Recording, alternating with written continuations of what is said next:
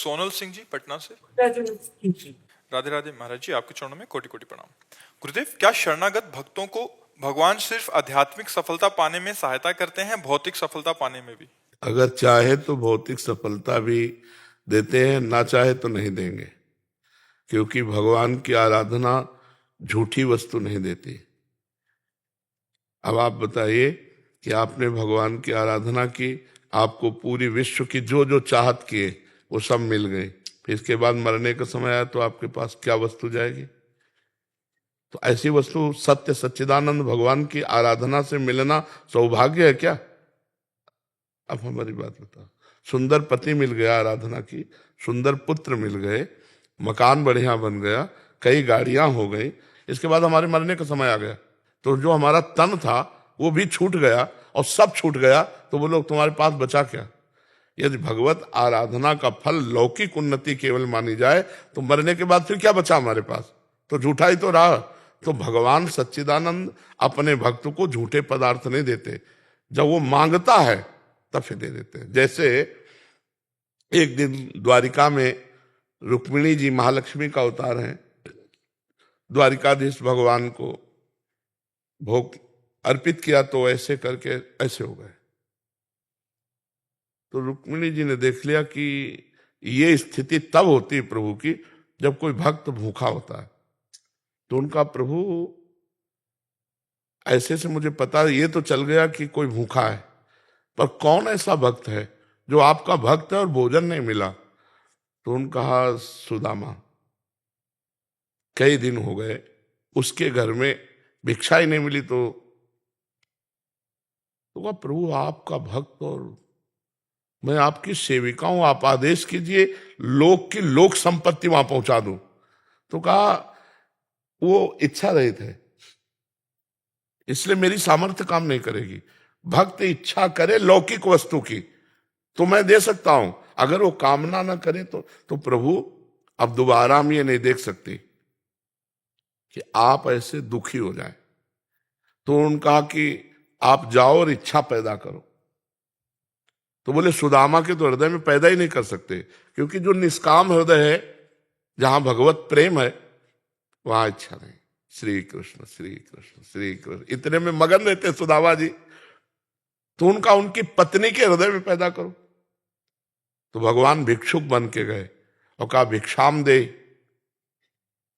और उनकी पत्नी तो परेशान हो गई कि अतिथि आया, साधु आया दरवाजे, और कैसे बतावें कि यहाँ खुद कई दिन से भोजन ना हमें मिला, ना बच्चों को मिला, ना पति को, और सुदामा जी भिक्षा करने गए थे तो मिलता ही नहीं था। उनकी पत्नी निकली और कहा कि हम सूतक में हैं। सूतक दो प्रकार का होता है, एक बच्चा जन्म होने पर और एक मरण होने पर। तो उनका जनना या मरना भगवान ही तो है ना। तो उनका जनना मतलब जन्म हुआ है, तो बोले 10 दिन बाद आ जाएंगे। बोले नहीं, कभी मत आना, हमारे यहाँ ऐसे बालक का जन्म हुआ है कि ये सूतक जाएगा ही नहीं। बोले क्यों मजाक करते? बोले हाँ, हमारे यहाँ दरिद्रता का जन्म हुआ है, कि अर्थात हमारे पास कुछ नहीं कि हम आपको दे सकें। तो उनका कैसी बात करते हैं, आपके पति के मित्र हैं द्वारिकाधीश, जिसके भगवान द्वारिकाधीश मित्र हो उसकी ये हालत हो। आप कभी अपने पति से कहा? तो उनका हमारे पति श्री कृष्ण प्रेम में इतने मगन रहते कि इन सब बातों का अवसर ही नहीं कहने का। बोले आज कहना हमारी प्रार्थना है। भगवान प्रार्थना करके गए। तो उनकी पत्नी इंतजार करे जब सुदामा जी आए, तो उनका क्या मिला भिक्षा में? उनका कुछ नहीं, तुलसी दल लाओ और चरणामृत लाओ, उसी को बांट लेते पान करते। तो उनका सुना है तुम्हारे द्वारिकाधीश मित्र हैं? बोले हाँ। तो बोले एक बार जाके कहो ना कि हमारी हालत ऐसी। बोले कदापि नहीं, मैं नहीं कर, मैं अपने श्री कृष्ण से केवल प्यार करता हूं, प्रेम करता हूं, उनसे लौकिक वस्तु की चाहने। तो मिलने तो जा सकते हो।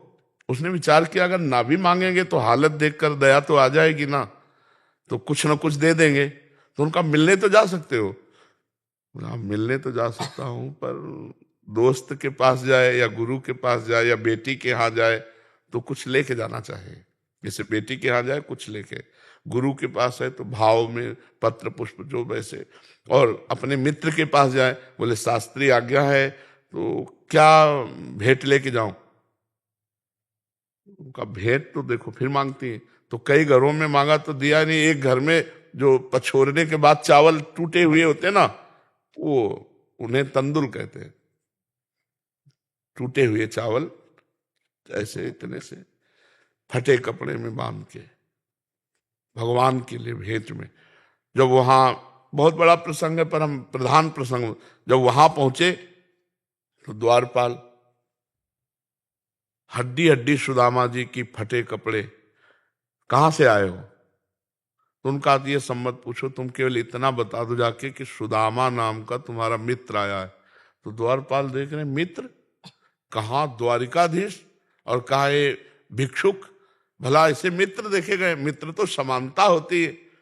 उनका एक बार आप निवेदन कर दीजिए जाके, जे ही कहा जाके सुदामा, तो भगवान आसन पे बैठे थे, ऐसे उठ के भागे।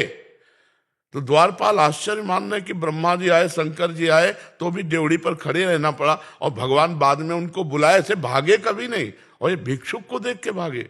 भगवान दौड़ के ऐसे गले लगाया, आए और स्वयं रुक्मिणी जी के पलंग पे बैठाला, चरण पखारे। सुदामा जी तो कि ऐसा फटी बेवाई भगवान देखकर अश्रु चलने लगे भगवान। पर भगवान ने ये नहीं कहा कि तुम इतने दिन क्यों हो गए आए नहीं, इतना कष्ट सहते रहे, भूख प्यास है, सब ठीक है। भगवान लौकिक संपत्ति की कुशल मंगल नहीं पूछते, भगवान आध्यात्मिक संपत्ति की कुशल मंगल पूछते हैं। फिर भगवान ने परिचय बताया कि हम दोनों दोस्त थे, संदीपिनी जी के यहाँ पढ़ते थे, और सबसे अर्घ पूजा पाद्य करवा, 2-4 दिन आराम से खूब खवाया पियाया, खूब आनंद से रहे। और जब जो वस्त्र पहनाए थे भगवान ने, जब चलने की बात आई तो भगवान ने कहा देखो ये वस्त्र उतार दो, क्योंकि रास्ते में कोई गार्ड तो है नहीं, तो कहीं कोई लुहायमान होकर राजसी वस्त्र तुमसे उतारने के लिए तुम्हें कष्ट न दे दे। सुदामा ने कहा कितने कृपालु श्री कृष्ण है कि अपने प्रेम के सिवा अपने भक्त को लौकिक कोई वस्तु नहीं देते। भगवान साथ ऐसे चले कि चलो। तो सुदामा जी के मन में आया कि हमें लगता है कुछ मुट्ठी में लिए हैं क्या रास्ते में देने के लिए। भगवान ने कहा इधर से जाकर, बोले हमें रास्ता पता है प्रभु, जहां से आए जैसे आए। सुदामा जी के उन तंदुलों को भगवान ने छीन के पाया था और 2 लोक की संपत्ति दे दी थी, पर सुदामा जी के साथ में एक भी पैसा, एक भी वस्त्र, एक भी पदार्थ नहीं दिया था, और वो संपत्ति पत्नी को दी थी। सुदामा जी को कपड़े भी जो पहनाए थे वो भी उतरा के वही पुराने कपड़े दे दिए थे। जब सुदामा जी वहां पहुंचे तो कि नगर तो हमारा ये इस एरिया में था, ये राजमहल, और ये हमें लगता है हम भूल गए, द्वारिकापुरी आ गए क्या। इतने में उनकी पत्नी स्वर्ण के हार सब पहने और सब सेवक सेविकाएं, तो उनका देवी तुम दूर रहो, हमारा स्पर्श मत करना, कौन हो तुम। तो उनका मैं तुम्हारी पत्नी हूं। बोले नहीं वो तो फटा कपड़ा पहने एक झोपड़ी में हमारा पुराना, बोले सब द्वारिकाधीश की कृपा। तो उनका हो गई कृपा तो तुम इसको भोगो, हम तो श्री कृष्ण प्रेम को केवल भिक्षा से जिएंगे, झोपड़ी में रहेंगे, इस महल में नहीं घुसेंगे, महल में तुम रहो। ऐसी भक्ति होती है, ये आध्यात्मिक रंग होता है। सुदामा जी ने श्री कृष्ण द्वारा दिए हुए प्रसाद स्वरूप वैभव को नहीं भोगा, और श्री कृष्ण के प्रेम में आंसू बहाते हुए पूरा चिंतन करते हुए जीवन व्यतीत किया भिक्षान्न से। ये हम आंतरिक बात कह रहे हैं।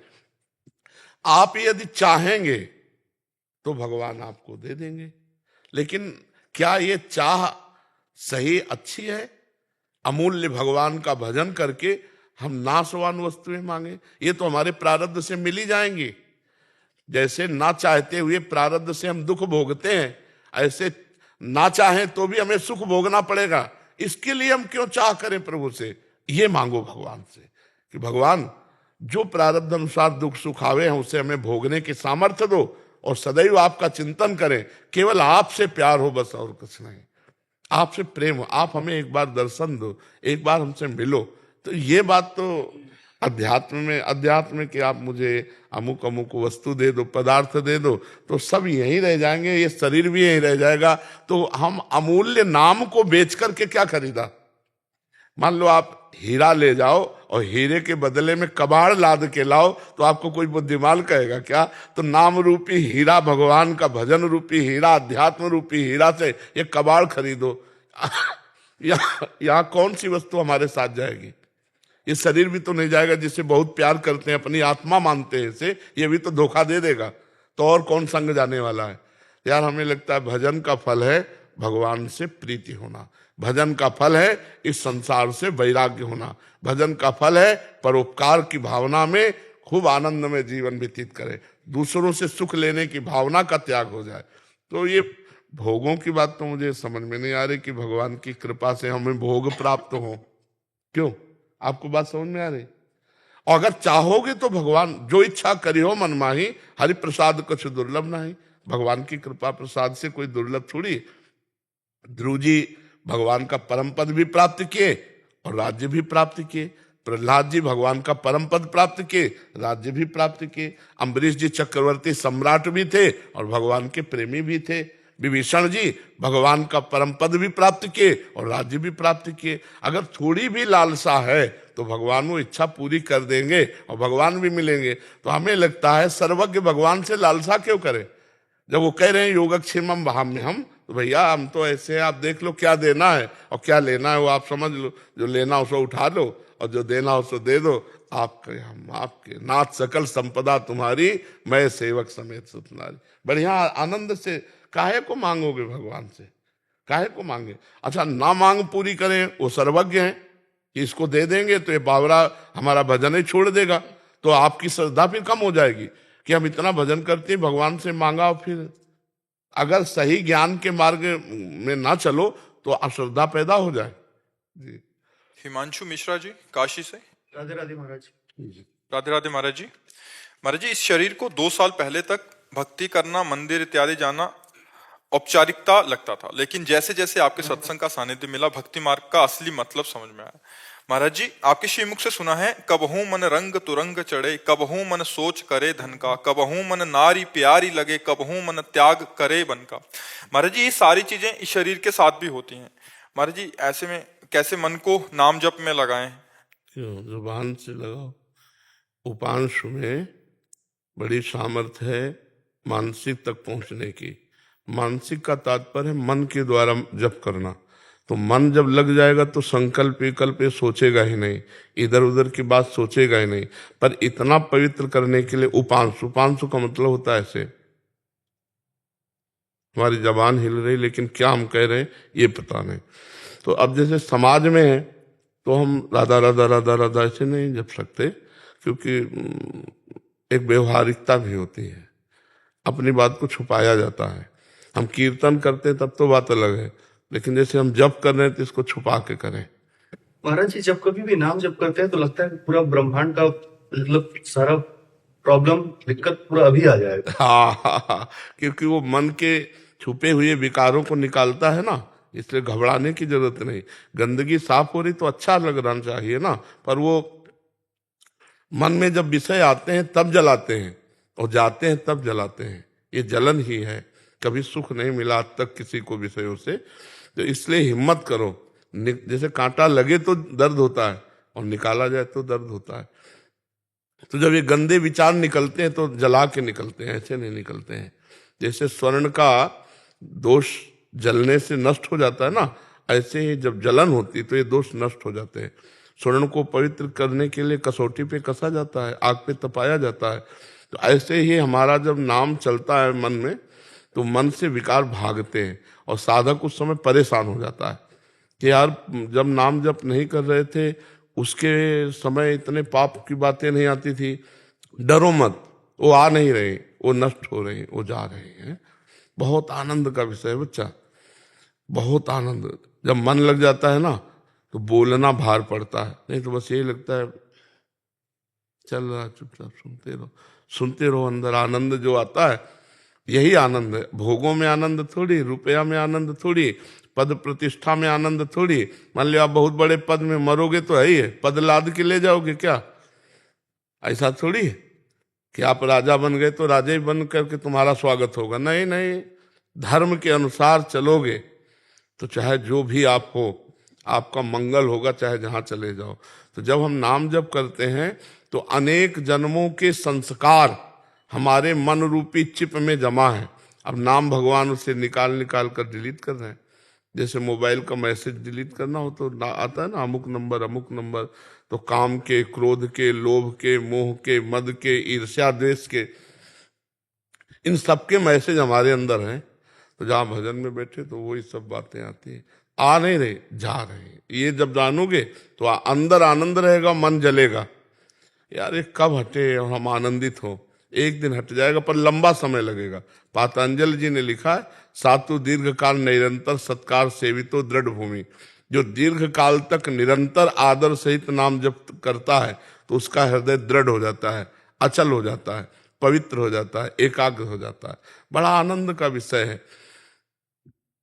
लोभ से लाभ की जो भूख बढ़ती है उसमें सब कुछ सहने की ताकत होती है। जैसे हमारे को लाभ मिलने लगे तो और लोभ बढ़ेगा, लोभ बढ़ेगा तो और लाभ, और लोभ लाभ लोभ लाभ। तो ये जब जगत की तरफ होता है तो मार देता है। मतलब गंदे गंदे आचरण भी कराने लगता है कि वो लोभ लाभ के लिए अपनी परवाह ना करके नरकगामी हो जाता है। हमें जब लोभ है नाम का और जहां लाभ मिला फिर आनंद से जो लोभ जागृत होगा तो उससे सब लोभ नष्ट हो जाएंगे। लोभ में बड़ी ताकत होती है। जब लाभ का लोभ होता है तो बड़ी ताकत।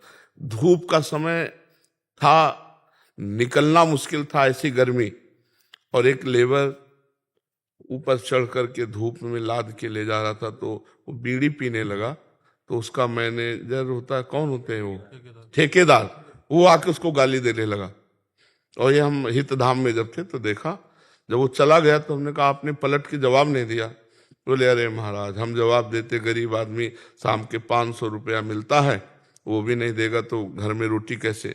लाभ के लिए, लोभ से लाभ, लाभ के लिए वो गाली सह रहा है, धूप सह रहा है, मेहनत कर रहा है कि शाम के 500 रुपया मिलेंगे। हमारी शाम जीवन की भगवान प्राप्ति वाली है तो हम इसके लिए दुख को सुख को दोनों को बराबर सहें। अंदर जो विकलता रे व्यथा रे उसको सहें, क्योंकि लाभ का लोभ होगा तब आप सह सकते हो, नहीं तो नहीं सह सकते।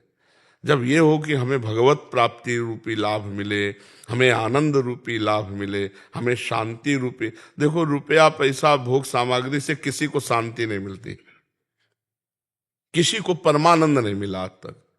सब व्याकुल हैं, वही भोग वासना, वही धन, चाहे 50 करोड़ बैंक में जमा हो लेकिन तृप्ति नहीं है, शांति नहीं है, वही लाभ की आवश्यकता। अच्छा तुम मरोगे तो ले जाओगे बैंक बैलेंस क्या? यार थोड़ा तो मरने को सोचना चाहिए, तभी भजन में हमारी वृत्ति लगेगी कि एक दिन तो मरना है। और वो हमें पता नहीं वो दिन आ जाए हो, पता नहीं अगली श्वास ले पाए कि ना। तो हम वो परम धन जो भगवान का हमारे साथ चलना है उसको तो हम भूले हुए हैं, और जो धन हमारे साथ नहीं जाएगा उसकी कमाई के लिए हम अपने जीवन को अर्पित किए हुए हैं। तो बड़ा अज्ञान है। इसी अज्ञान को मिटाने के लिए सत्संग है, शास्त्र स्वाध्याय है। तो खूब नाम जप करो और चिंता मत करो। पहली बात तो तुम अलग हो, मन अलग है। तुम भगवान के अंश हो और मन प्रकृति का अंश है। पर भूल हो गई कि मन को हमने अपना मैं मान लिया है। अगर मन कहता है देखना है तो मैं देखूंगा, यही गलती हो गई। वो कह रहा है मैं भोगूंगा, तो आप निर्णय करो कि भोगना है कि नहीं, उचित है भोगना कि नहीं उचित। आप निर्णय विचार से कर सकते हो, और विचार विवेक से होता है, और विवेक सत्संग से होता है, और वो भगवान की कृपा से आपको मिला हुआ है। तो हिम्मत करो, अंदर जो जलन होती है उससे टूटना नहीं, बस आगे बढ़ जाओगे। टूट गया तो फिर समझना मुश्किल होता है। भय पैदा कर देगा मन, अगर आप और भजन करोगे ना तो एक भय पैदा कर देगा। अगर आप ये सब सह गए तो आगे भगवान है, पक्का समझो। खूब नाम जप करो, बड़ी कृपा है भगवान की, डरो मत, ये सब अंदर सफाई हो रही मन की। जी सुनील जी। राधे राधे महाराज जी। महाराज जी आपके चरणों में कोटि कोटि प्रणाम।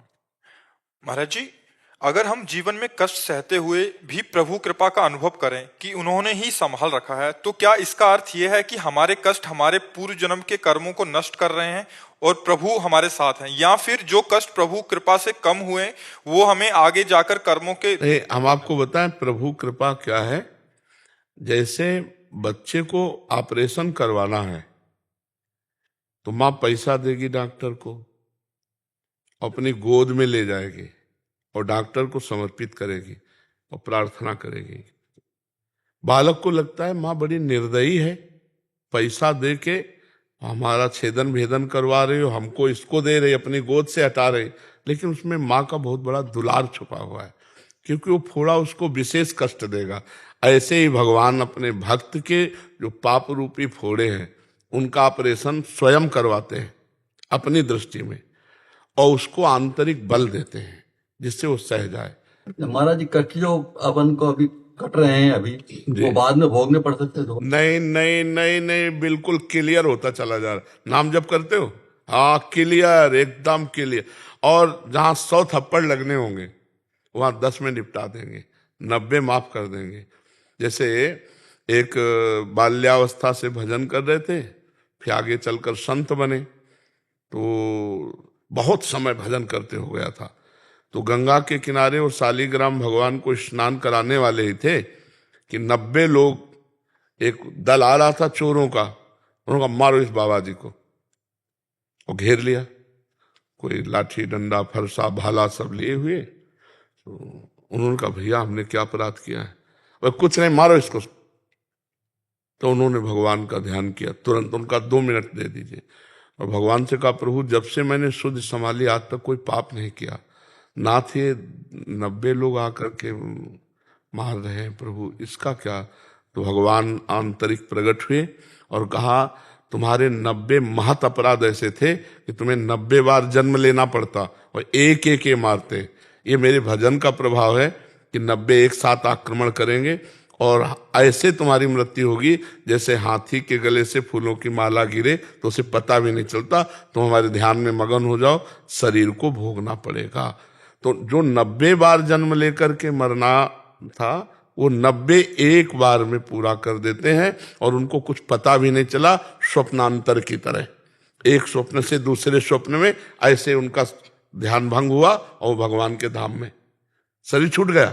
शरीर छूटे हुए शरीर को उन्होंने, देखो भीष्म पितामह जैसे बाल ब्रह्मचारी महाभागवत 6 महीना बाणों की सैया पे सहन करना पड़ा, इतने बड़े महात्मा को। तो अगर नाम जप नहीं चल रहा और कर्म आगे बिगड़ रहे हैं और आप दुख भोग रहे हैं, तब तो बुरी स्थिति है, दुख ही दुख भोगना है।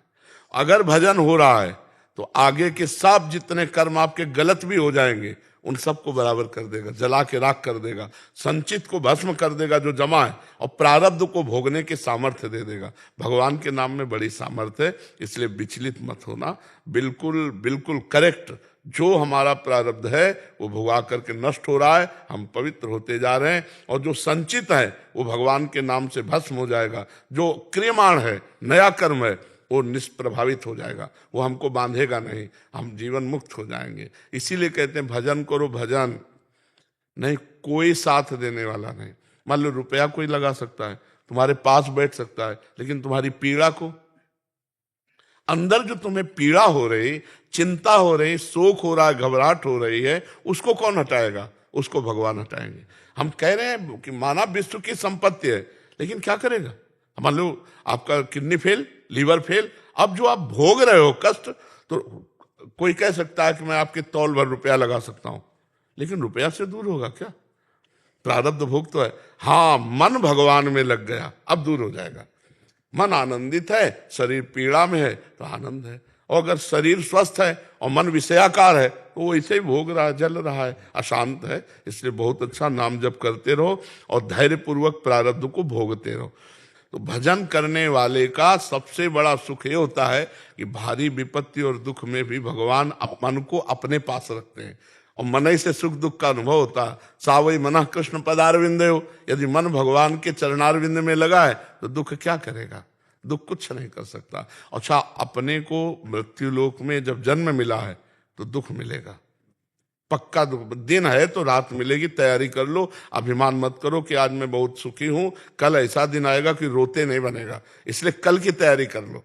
जैसे प्रकाश में व्यवस्था कर लो तो अंधेरे में दुख नहीं होगा, तो प्रकाश में व्यवस्था कर लो। अभी तुम यावत स्वस्थमिदम कलेवरम यावच्च दूरे जरा, बुढ़ापा दूर है, रोग दूर है, तो तुम भजन का प्रकाश कर लो, ज्ञान प्राप्त कर लो, तो शरीर के दुख सुख में आनंदित रहोगे। और अगर नहीं तो फिर सुख हुआ तो अभिमान करे घूम रहे, दुख हुआ तो बिलला रहे हो, रो रहे हो। तो यही संसार का हाल है। ज्ञान का मतलब है संसार का कोई भी दुख सुख हमें प्रभु से अलग न कर पावे।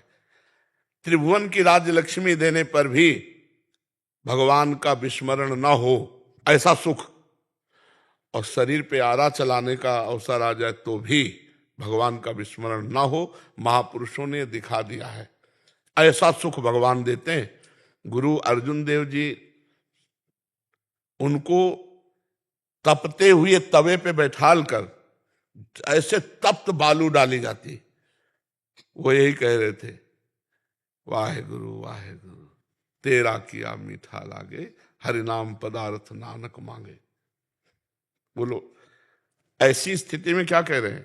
हरि नाम पदार्थ नानक, हे प्रभु आपका विस्मरण ना हो बस, और आपका किया हुआ मीठा, हे वाहे गुरु आपका किया हुआ मीठा लग, आपने जो बहुत सुख मिल रहा। आप सोचो भला, इसी कड़ाह में डाल के उबाल दिया, फिर रापी नदी जो क्या है वहां उन्होंने अपने शरीर को पूरा किया। तो शरीर एक केचुल के समान, पुराने कपड़े के समान लगने लगे तब तो ज्ञान सही। और शरीर भी प्यारा, भोग भी प्यारे, संसार भी प्यारा, और ज्ञानी भी, तो फिर अज्ञानी किसे कहते हैं? ये बात समझना है। धैर्य पूर्वक शरीर के द्वारा किए हुए पाप कर्मों को सह जाओ, और भगवान का नाम जप करते हुए जो पाप कर्म हमने किए वो भोगे, भगवान का नाम जप करते हुए भगवान को प्राप्त हो जाओ। यही मनुष्य देह का फल है। नहीं तो 4 दिन की केवल जीवन आयु है। 4 दिन कैसे? अब आपकी आयु कितनी है? 44। अब बोलो 44 साल निकल गए, आपको पता भी नहीं चला।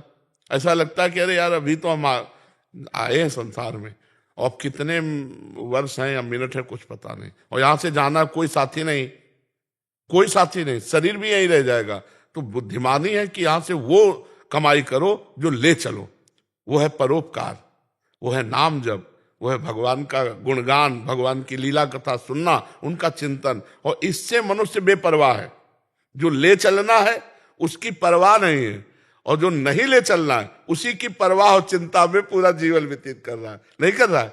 वो एक श्लोक है भागवत का, तत्यनुकंपाम सुसमीक्षमाणो, ये पूरा श्लोक उसमें है कि जो हर समय भगवान की कृपा मनाता रहता है, हमारे ऊपर भगवान की बहुत कृपा है, और आए हुए दुख सुख को समान भाव से भोग लेता है, और शरीर मन वचन से भगवान की शरण में होकर भगवान का भजन करता रहता है। वो भगवान को ऐसे प्राप्त होता है जैसे पिता की प्रॉपर्टी पर पुत्र का स्वयं अधिकार हो जाता है।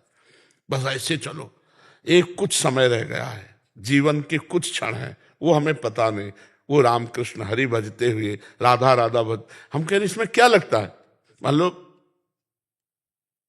राधा राधा, प्रपंच की बातें मत करो, और मेहनत खूब करो, खूब काम करो, फावड़ा चलाओ, व्यापार करो, नौकरी करो, जो आप कर रहे हो करो, और नाम जप करते रहो, देखो मंगल हो जाएगा। ये सब बाहरी नाटक है कि तुम्हारे दुख दूर कर दे। ये बिल्कुल नाटक है कि वो जंतुर बांध देंगे, वो भस्म दे देंगे, वो कलावा बांध देंगे। जब विधान बना भगवान को बन बन भटकने का, सिया जी के हरण का, तो क्या वशिष्ठ जी ने विचारा नहीं था क्या कुंडली? उधर परम ज्ञानी जनक जी सीता जी के पिता हैं, और उनके सदानंद जी हैं, क्या उन्होंने कुंडली नहीं देखी थी क्या? इतने बड़े बड़े विद्वान, इतने बड़े बड़े कि वो ब्रह्म को बोध प्राप्त किए हुए पूरी सृष्टि को नवीन रच सकते हैं। ऐसे महापुरुष भरत जी से कह रहे, सुनो भरत भावी प्रबल बिलख कहो मुनिनाथ, हानि लाभ जीवन मरण जस अपजस विद्या। वो कह रहे हैं वशिष्ठ जी जो नई सृष्टि रच सकते हैं। भैया 1 घंटा भजन नहीं करते होंगे, कह रहे हैं मुर्दे को जिला देते हैं। व्यर्थ की बातों में न फंसे, एकमात्र भगवान का आश्रय, वही है हरि स्मृति सर्व विपद विमोक्षणम। भगवान का स्मरण करो, सबकी कृपा सबका आशीर्वाद आपके पास है। भगवान का स्मरण नहीं तो जंतर मंत्र के चक्कर में ना पड़े। नहीं नहीं, तुम्हें भोगना पड़ेगा। ये सब नाटक की बातें हैं। तो ये बातें सबके दिमाग में हम डालना चाहते हैं कि पाखंड की जो वृद्धि हो रही है, ये जो नाटकबाजी का बढ़ावा हो रहा है, आप लोग उसमें मत फंसिए। आप राम राम जपिए, हरि हरि जपिए, राधा राधा जपिए। दुख है नहीं, दुख समुद्र संसार सूख जाएगा। नाम लेत भव सिंधु सुखाही, करो विचार सुजन मन माए। हृदय आनंदित, चार को आनंदित करने की सामर्थ्य आप में आ जाएगी। इसलिए खूब नाम जप करो, गंदे आचरण मत करो और नौटंकी नाटक में फंसो मत।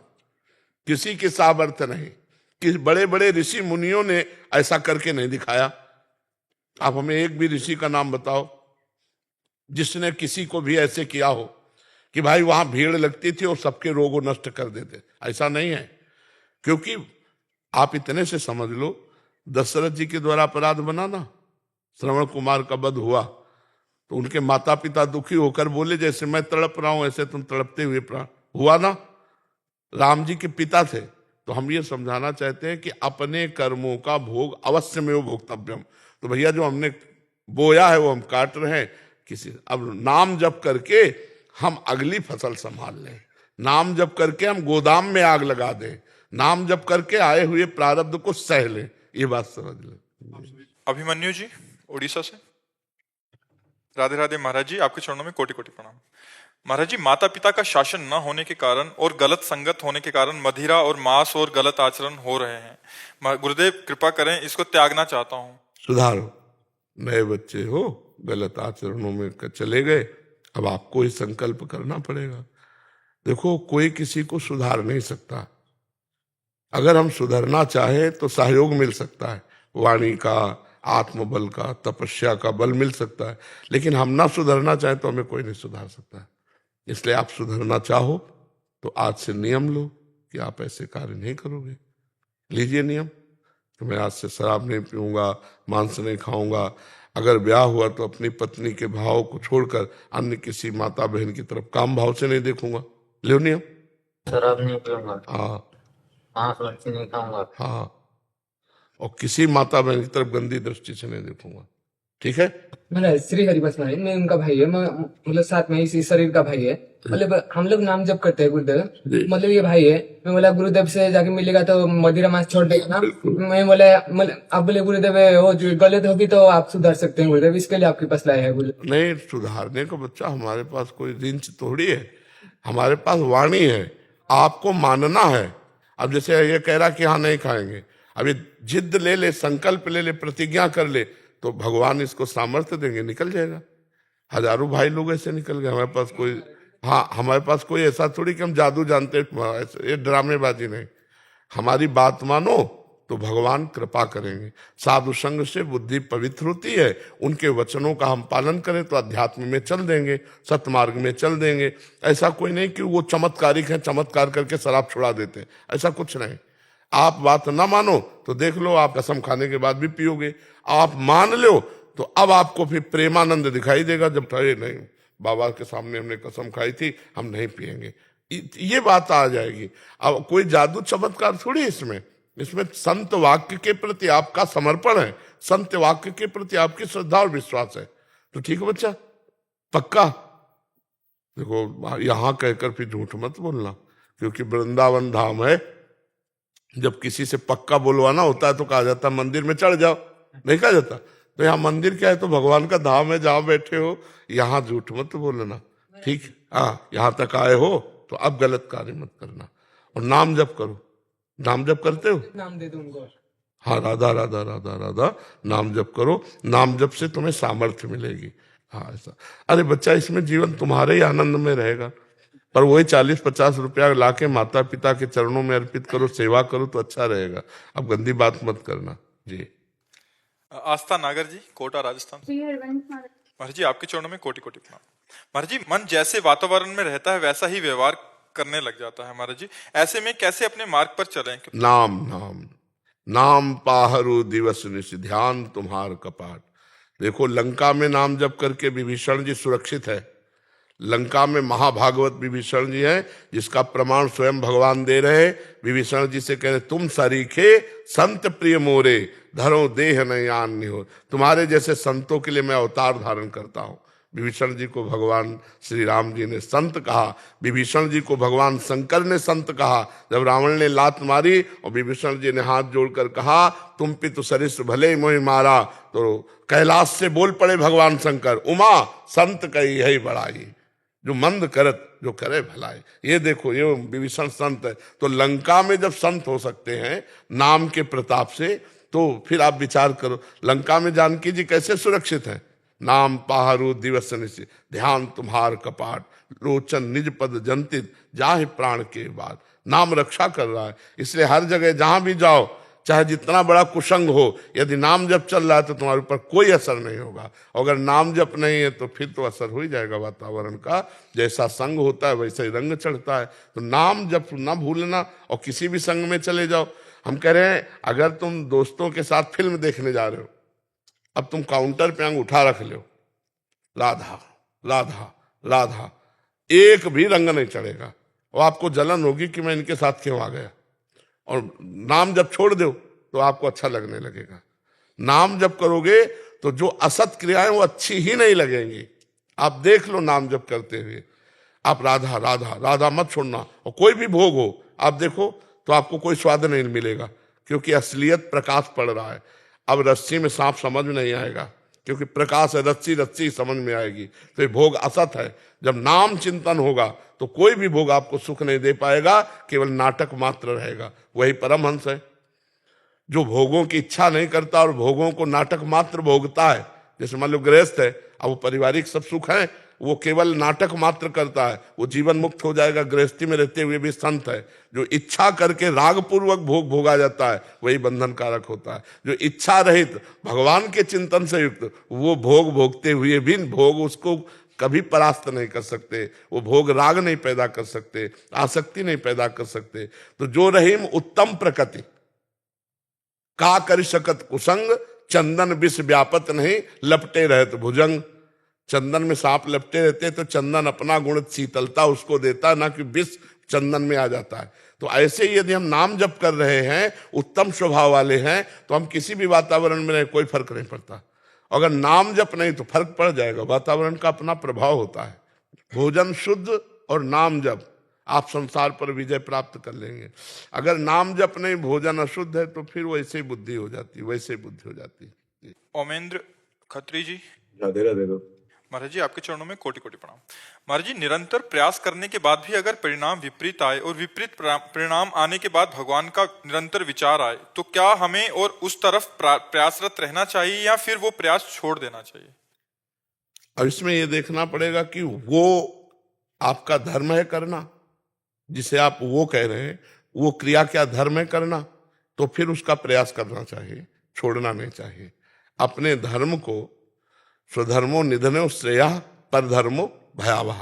अपने धर्म के कार्य को छोड़कर दूसरे के कार्य को करना भय प्रदान करने वाला है। अपना धर्म जैसा भी है, अपनी जो धर्म पूर्वक क्रिया है, अगर हम एक बार हार रहे हैं, 2 बार हार रहे हैं, तो बराबर हारेंगे नहीं, हम जीतेंगे। क्योंकि दिन है तो रात है, रात है तो दिन है। अगर हम हारे हैं तो विजय भी है, वो मिलेगी हमको। हम भगवान के अंश हैं और हम भगवान का नाम जप कर रहे हैं, तो हमारी विजय होगी। हमें अपने वो धर्म जो तुम्हारे कुल धर्म से चला रहा है, धर्म से युक्त है, उस क्रिया को नहीं छोड़ना चाहिए जी। शरीर के दुख सुख आते जाते हैं। जब कभी चर्चा में तो नाम लीला की प्रधानता ही रखिए। ये कलिकाल मलायतन मन कर देख विचार, श्री रघुनाथ नाम बिन ही नान आधार। भगवान का नाम भगवान से भी बढ़कर कृपालु है। आज तक जिसने भगवान की शरण ली, भगवान का नाम जप किया, वो सदैव सुखी रहा, सदैव आनंदित रहा। आज जो हमारा समाज वो भगवान से विमुख होने के कारण दुखी है, नहीं तो आनंद समुद्र भरा हुआ है।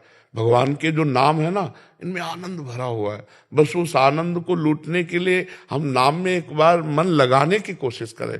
अच्छा, ना भी लगे तो भी भाव को भाव न खाल सहु, नाम जपत मंग। भगवान का नाम, बस पता नहीं कौन से भाग्य उदय हुए कि गुरु भगवान ने नाम दे दिया और नाम में इन किन प्रकारेण रुचि हो गई निहाल हो गए, नाम ही नाम, सब कुछ नाम है। तो खूब नाम, जीवों को नाम में लगाओ, आप भी लगो और औरों को भी स्वाद चखाओ नाम का। जी अच्छा, मैं ये पूछ रहा था आपसे कि जैसे कि भगवत प्राप्ति हुई, जो कहते हैं भगवत साक्षात्कार हो गया, तो किस रूप में हुई? जैसी हम भावना करते हैं, जैसे आप और हम बात कर रहे हैं ऐसे। अगर आप ऐसी भावना रखते हो तो ऐसी भी हो जाएगी, ध्यान में करते हो तो ध्यान में भी हो जाएगी, हृदय में करते हो तो हृदय में भी अनुभव हो जाएगा। आप जैसी आकांक्षा करते हो उसी रूप में होगी। अक्रूर जी ने सोचा रास्ते में कि जब मैं जाऊंगा तो श्री कृष्ण बलराम गौशाला में होंगे और मैं उनके जाके दोनों चरण पकड़ लूंगा और वो दोनों हाथ पकड़ के उठाएंगे और कहेंगे चाचा जी आप कैसे हो। बिल्कुल ठीक ऐसे ही भगवान ने किया, भागवत में देख लेना, दोनों बातें भागवत में लिखी हुई। अक्रूर जी जब चले तब क्या सोच रहे, और जब वहां पहुंचे तो देखा श्री कृष्ण बलराम गौशाला में ही मिले और साष्टांग दंडवत हुए और वैसे ही हाथ पकड़ कर उठाया और पूछा चाचा जी आप कैसे हो। ये यथामाम प्रपद्यन्ते तास तथैव भजाम्यहम् हम, भगवान कह रहे हैं मुझे जैसे भजता है मैं वैसे उसके अनुभव में आता हूं। अगर कि हम आप जैसे बात करते हैं तो ऐसे बात करते भी आ जाएंगे। हमारी भावना क्या है वैसे ही भगवान दर्शन देते हैं। अधिकतर सबसे पहले अनुभव हृदय में होता है। हाँ, सबसे पहले अनुभव हृदय में होता है। कैप्टन पवन कुमार जी। राधे राधे। राधे राधे महाराज जी, आपके चरणों में कोटि कोटि प्रणाम।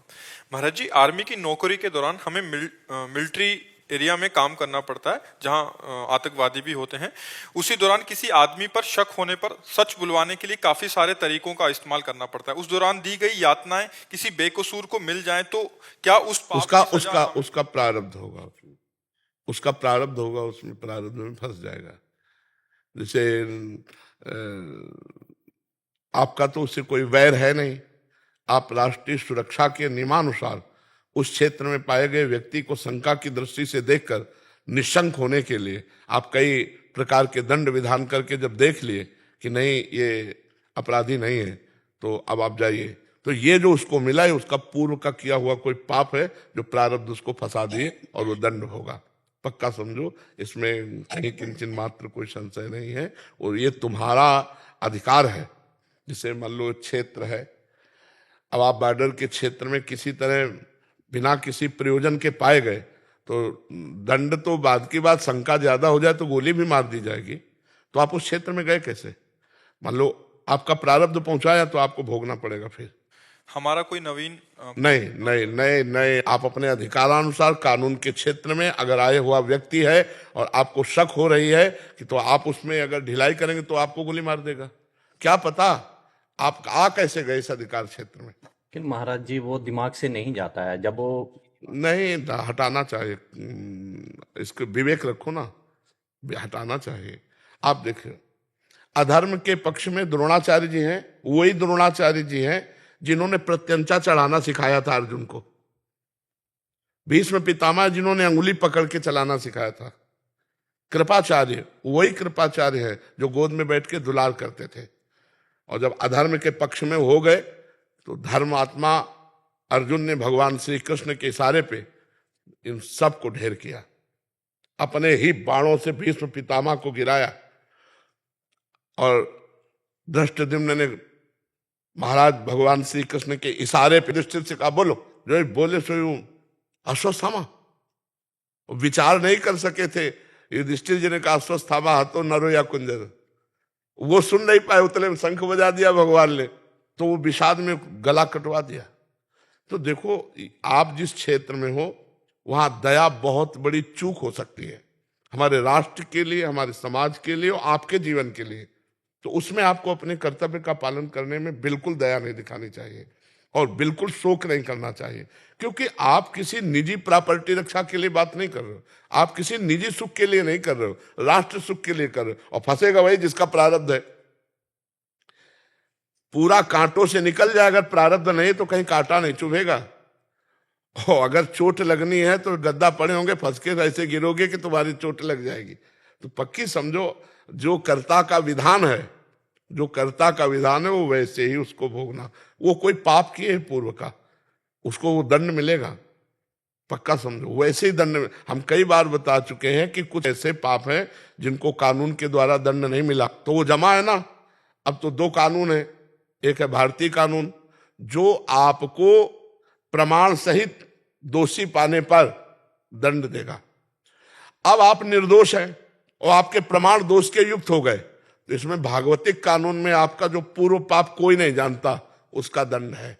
बिल्कुल निर्दोष, वो कसम खा के कहे मैं निर्दोष हूं, मैं मानता हूं, लेकिन तुमने पूर्व में वो पाप किए हैं जिनका तुम्हें दंड नहीं मिला है, इसलिए प्रगट में भारतीय कानून को प्रेरित करके भागवतिक कानून ने तुम्हें फंसा दिया। तो ये बात समझो, उस क्षेत्र में यदि वो फंस रहा है, बिल्कुल निर्दोष है, तो उसका पूर्व का पाप वहां फंसा रहा है। पक्की समझो, आपका कोई नवीन कर्म इसलिए नहीं बन सकता कि आप कोई द्वेष से या स्वार्थवश नहीं कर रहे, आप राष्ट्र सेवा में हैं। अगर चूक हो गई तो कितना बड़ा अहित हो जाएगा अगर 2 आतंकवादी अंदर घुस गए। तो इसलिए इस पर विचार नहीं करना है, इस पर दया नहीं करनी कि अब पता नहीं आतंकवादी है कि नहीं है, और इतना सोच रहे इतने में आपकी खोपड़ी उड़ा देगा वो। हमारा पहला वार होना चाहिए, आप एक यंत्र हैं, चलाने वाला कोई और है। आपको देखना कर्ता भगवान है और मैं राष्ट्र सेवा में हूं। अगर देख लो जरूरत पड़ी तो अपने आराध्य देव भीष्म जी के आराध्य देव श्री कृष्ण है, श्री कृष्ण पर भी बाण मारा कि नहीं मारा, ये है धर्म। तो इसलिए आप अपने धर्म पर है, धर्मो रक्षति रक्षिता। तुम धर्म की रक्षा के लिए ऐसा कर रहे हो तो धर्म तुम्हारी रक्षा करेगा, दिमाग से हटावे।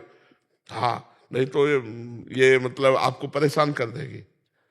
तो ये बात दोनों पक्ष होते हैं, जहां हमें दया दिखानी है वहां हम भरपूर दया दिखाएंगे, और जहां हमें शासन करना है वहां हमें शासन करना है।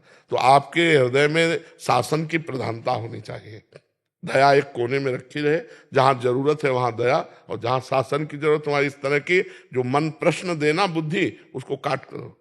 बिल्कुल आपको बिल्कुल नहीं सोचना चाहिए, आंखों में उछाना भी नहीं चाहिए, नहीं, दौड़ करके अपने कर्तव्य का पालन करना चाहिए। बिल्कुल आप प्रसन्न मन रहिए, कोई अपराध नहीं।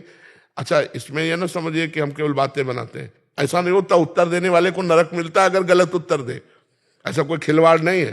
तो हम उस पद्धति से कहते हैं, शास्त्रीय पद्धति से। जैसे आपका राग है या द्वेष है या आपकी कोई पर्सनल है और वो वहां मिलता है, आप उसे फंसा के मारते हो, अब अपराध है।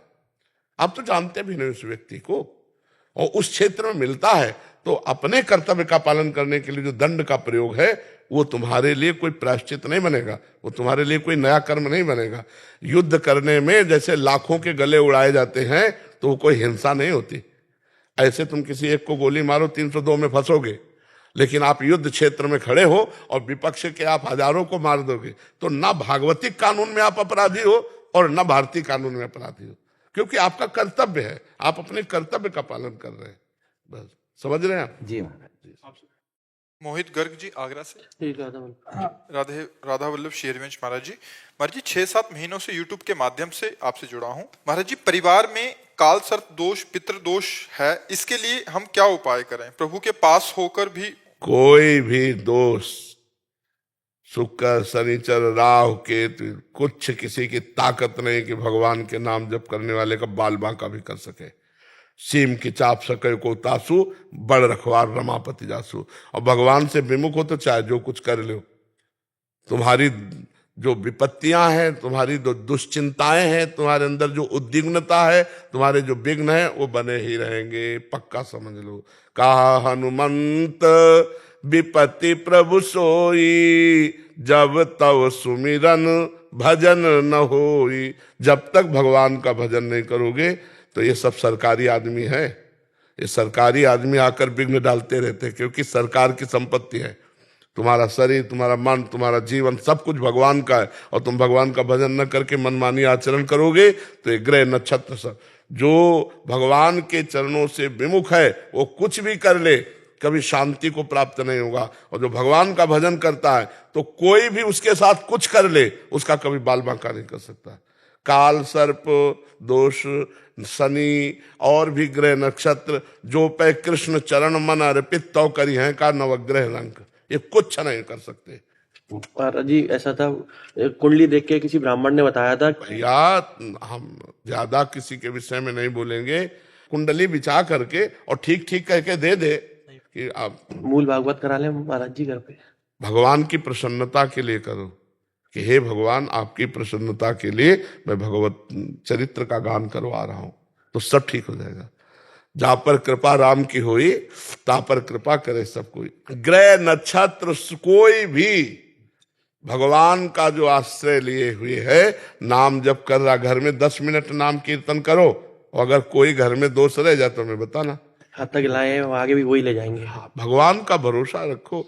अगर सुनो, राष्ट्रपति अगर हाथ रख दे तो मुकदमा हार जाने पर, फांसी की सजा हो जाने पर भी वो मुक्त हो जाएगा। ऐसे भगवान जगत के पिता हैं।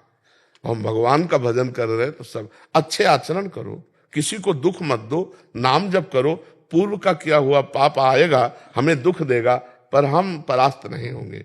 और इन सब बातों पर ध्यान नहीं दिया जाता कि अमुक ग्रह, एक देखा तो बहुत अंगूठी पहने थे, तो छल्ला भी पहने थे लोहे का, हितधाम में। तो उन्होंने पूछा ये क्या है? बोले ये घोड़े की नाल का है। घोड़े की नाल का है। तो हम कहा ये क्या? बोले 7.5 बिल्कुल छू नहीं सकता।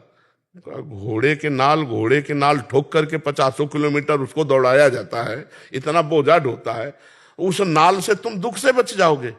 वो खुद दुख भोग रहा है, नाल ठोकवा के रोड में दौड़ रहा है, और तो मतलब कहाँ बुद्धि लोगों की फंसी। राम राम कृष्ण कृष्ण हरि हरि नहीं बोलेंगे? सोचो ना, भगवत भाव कर लो तो सब में भगवान है, उसकी नाल से क्या होने वाला है? आजकल लोग इन्हीं बातों में, मतलब उसका दांत हो जाए, उसका हाथ हो जाए, उसकी ये चीज हो जाए, उसकी हो जाए, ये सब फालतू बातें। नाम जप करो। नाम, कोई शनिचर राव शुक्र कोई भी परेशान नहीं करेंगे, और नाम जप नहीं करोगे तो अभी एक जिसे तुम्हारी तरह सूट को बूट में थे, उनका बस मैं आपके लिए आया हूँ 1 मिनट।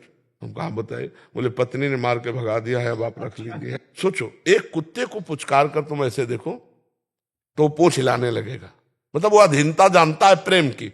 और पत्नी तुम्हारे प्रेम को नहीं जानती। प्यार में इतनी दम है कि पहले गलती किसी से भी होती रही हो, अगर हम प्यार करेंगे और अपना भाव प्रदर्शित करेंगे तो अनुकूल तो होना ही पड़ेगा। चाहे मतलब हम मानते हैं कि पहले कोई चरित्र अपना बिगाड़ लिया, जैसे बॉयफ्रेंड गर्लफ्रेंड, लेकिन आज से हमारे साथ हुआ, अब हम अपने प्यार का समर्पण करेंगे। तो हम प्यार से बस में जब भगवान को कर सकते हैं, पशु पक्षी को कर सकते हैं, तो अपनी पत्नी को क्यों नहीं कर सकते? 4 बातें सुनते सुनते जब हम प्रेम करेंगे तो समझ जाएगी। यह पाणी ग्रहण हुआ है। अगर हम प्यार, माना कुछ ऐसे स्वभाव वाले हैं, चाहे स्त्री शरीर में हो चाहे पुरुष शरीर में, जो बहुत चंचल स्वभाव के, लेकिन एक दिन उसको रोक के तुम्हारे अधीन होना पड़ेगा, क्योंकि तुम चरित्रवान हो, तुम धर्मात्मा हो। तो एक तो संयोग ही ऐसा नहीं मिलेगा, अगर मिलेगा तो उसको परास्त होना पड़ेगा, क्योंकि प्रेम में ताकत है। जब भगवान को अधीन कर ले, अजित भगवान को जीत लेता है प्रेमी, तो फिर पत्नी को क्यों नहीं, फिर पति को क्यों नहीं? हम चरित्रवान बने। अब देखो, चरित्रहीनता है तो फिर नहीं होगा। अगर पत्नी ने देख लिया कि ये जो हमारा पति किसी और की तरफ, तो फिर वो ये बर्दाश्त, या आपने देख लिया कि आपकी पत्नी किसी और की तरफ, तो इतना बर्दाश्त नहीं हो सकता। फिर ये संबंध विच्छेद वाली बातें आती है। अगर चरित्र ठीक है, स्वभाव कड़ुआ है तो चलेगा, स्वभाव मीठा है, चरित्रहीन है, नहीं चलेगा।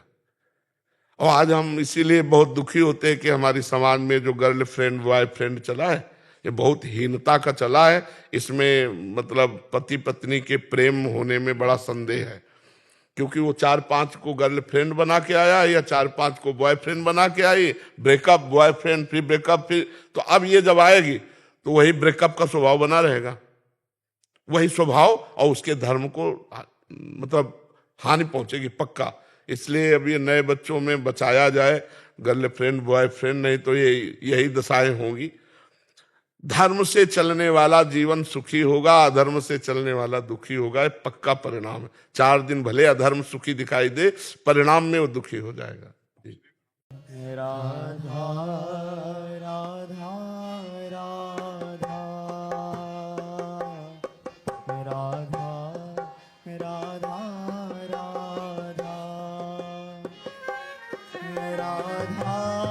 राधा राधा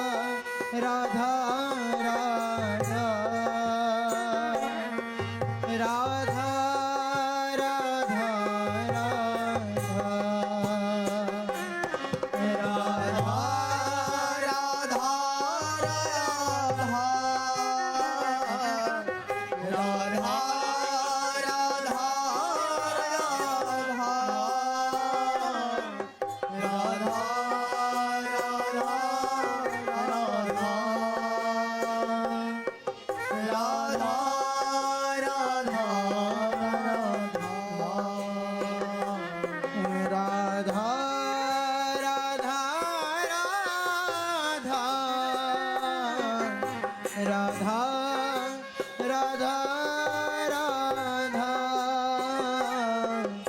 राधा राधा राधा राधा राधा